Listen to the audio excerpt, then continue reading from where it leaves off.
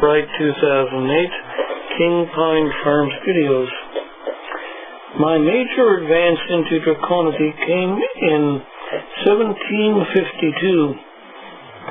There were two princesses, the Lady Frederica and her younger sister, Lady Margaretha, who wasn't expected to be the bearer of the royal dragon babies that was required to keep the mere dragon kingdom functioning and expanding. As it turned out, it was an unhappy Lady Margaretha who got herself accidentally pregnant first with some passing mere dragon prince's offspring.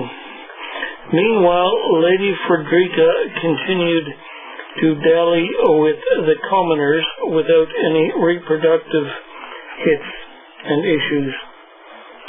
It came to pass that on the day Lady Margaretha first began feeling her false labor pains, I was nearby, passing as her sister, whom she apparently was beginning to despise.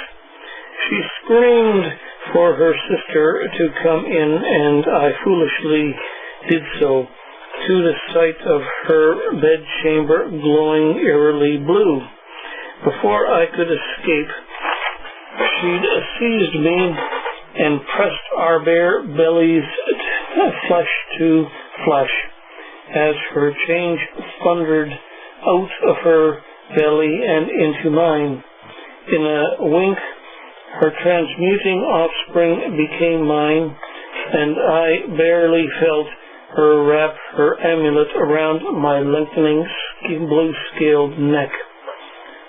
Somewhere along the way, whilst I was screeching and raising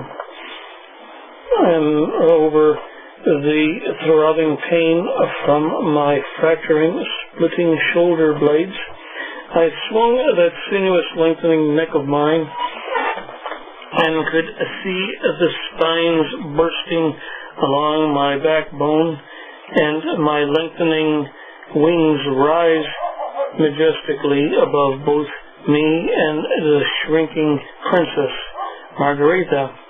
Then it was done, and the two of us, one the dragoness heavily with child, and the other, the humanized, no longer pregnant Lady Margaretha, lay flopped about in her bedchamber. Before awkward questions could be asked, Lady Frederica came in, assessed the situation, and quickly locked the door behind her. She knew the stakes. Either the firstborn princess of the realm, she or me, were heavily with child, or the three of us were due for execution, exile, or disgrace from her father, the king. She quickly stuffed a pillow around her belly under her gown, and then called up a mere dragon midwife to halting one-syllable tones, explaining the dragon goddess of fertility seemed to have blessed her with a clutch of dragon heirs.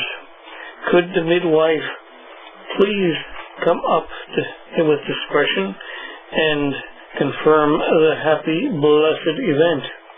So, whilst two princesses hid in a nearby closet and smoothed out their sisterly issues, the midwife came in and slid her arms all the way up my birth canal till she came upon the slimy, warm mass of snouts, tails, wiggly necks, and bats' wings housed within my womb.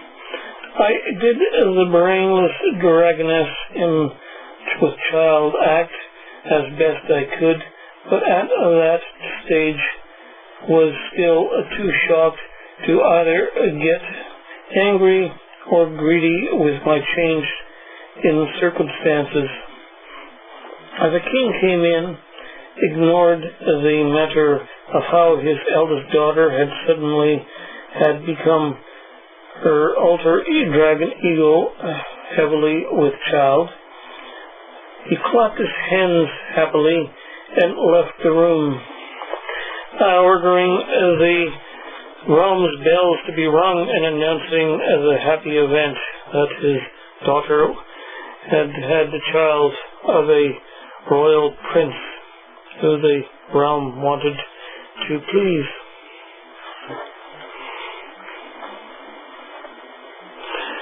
And so, carrying the royal bloodline, the next generation came into being.